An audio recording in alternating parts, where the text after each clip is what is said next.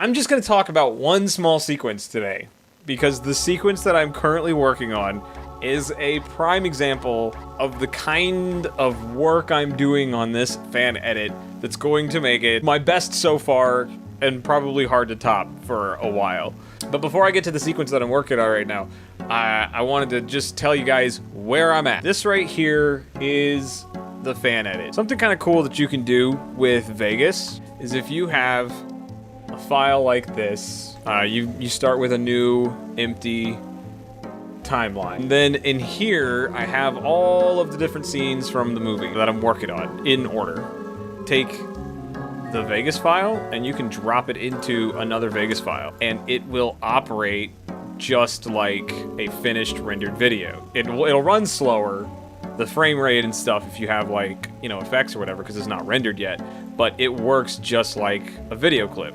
So you can cut it, you can move it around, you can crossfade it into other clips. So it's especially useful for a scene like this where I have lots of little cuts and lots of little layers. Then it just shows up in my main outline timeline here like just one single video. And that's what this is. So, you know, it's got the beginning of the movie, the credits, when the deets move in, which I already showed you guys in another video, the sandworms, which we already talked about, and some stuff that I'm not talking about yet. I'm not saying what that is over there. In the editing process, I'm going through it in order. Just got to the Netherworld. That's what it's called in the cartoon. It's not called that in the movie, but that's what I call it. So this is where we're at so far. I'm trying to get this out a few weeks before Halloween so that people can watch it sometime through October. But here's what I'm working on. This is the sequence I'm calling Descent into the Netherworld. And just before the Maitlands head down there is the sequence where Beetlejuice shows up on the TV. I am doing so much work on this little shot here, and I'm just going to tell you guys how much work it's been.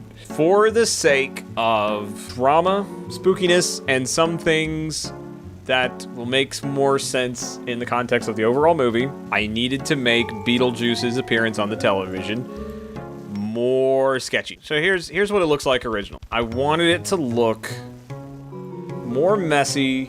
I'm also trying to make it kind of seem like he's struggling to get through. Him doing this at this point in his presence in the house is somewhat difficult, and he has to kind of push for it. Now, the problems that instantly come up with this kind of a thing is, first off, I'm doing a composite where the television frame is just a still image that's just laid over the TV. That is something that has been done for 100 years, and you can always tell, and it looks corny, and I didn't want it to look bad and corny. Every step of this, I kept saying, just do the simple thing, and then I kept doing the next difficult step. Alright, so let's just go through the layer. This is layer 1. First, turned it black and white. Next was the Vegas TV simulator. Turned off this phosphorescence setting almost entirely. The scan phasing, which is this little white, kind of bright line going down there. Left that on to just a small degree, and I'm using just a hint of the, you know, aperture grill, and then plenty of static. But I'm also animating the static so that at certain points in the video,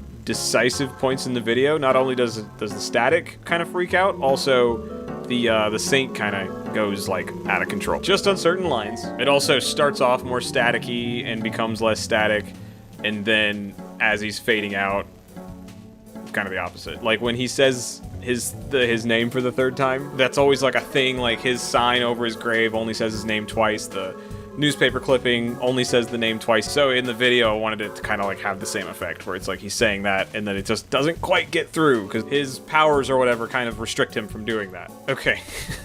This should be the only other thing that I did, was just add a layer that is just the television around the screen. It's done. It looks fine. The first thing I did to kind of like cement this as a better illusion. We'll go ahead and open Photoshop. I'll show you what the images look like. So here's the TV image. So it's got a transparent screen, but I also just added this slight glare on there. And then I took this shot. I don't know why I felt I had to do this, but I just felt I had to do this. I put it in Photoshop and I flipped it, I warped it, and then I made Adam more prominent. You can see he's like just down here in the shot. This is like he's mainly in the foreground. So I made that image, blurred it, and added it as a layer over the static television and behind the TV. You can especially see it at the end when the TV turns off. Okay, I should be done at that point, but it was bothering me. The TV frame is so still and lifeless. Before doing anything else with the TV frame, I just added a quick film effect with a small amount of grain. And that just takes the still image and just immediately, like, livens it up like it's on film. Every time the shot changes, or brightens up, or flickers, I animated the brightness settings on the television so that the light around it is reacting to the television. Very subtly reacting to what's on screen. I should have stopped there, but I just couldn't help myself. This ring inside the TV, this little rim here, would be reacting differently than the rest of the television. It's kind of beveled in towards the TV screen. So then I pulled the shot of the television into Flash, and I traced the frame on the TV in a green line. I'm not too familiar with Illustrator.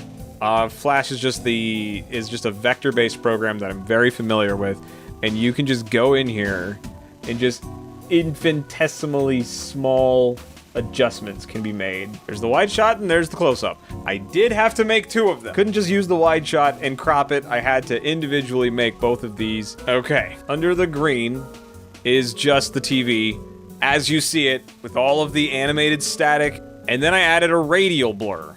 If you're not familiar with what that is, it's just like a blur that starts from the center and it kind of looks like it's got like motion to it. So that what is inside the ring is essentially what you would see on a reflective surface that's sort of aimed away from the television a little bit. And I made that into its own little video, and then I layered that on top of everything. Makes it so much better, but it's so subtle. This is what sucks about doing effects like this, is like, that's how subtle it is. You could barely see it. I got this light in my face right now and I can't see it at all. But it's so subtle because if I did it any more than that, it starts to look like laid on and corny. And that's when I was done with the visual element. And I'm not saying that this is like an impressive amount of work for visual effects. I'm just saying that I am going the extra mile for what could just be a very simple fan edit. Fortunately, I did not have to do much to the sound. For this part, Vegas has a pretty good, like, standard distortion. So that's it, originally. Come on down here and see. And then this is with the distortion. Now, you get a free demon possession with every extra. But then I just added this layer of static over the entire thing. And I want to be clear about what you're about to hear. There is a reason for how noisy this is that will make more sense in context of the overall fan edit. Fades out a little bit. Anytime there's one of those little static glitches on the television, I just briefly raise the volume on that static sound effect. It just works.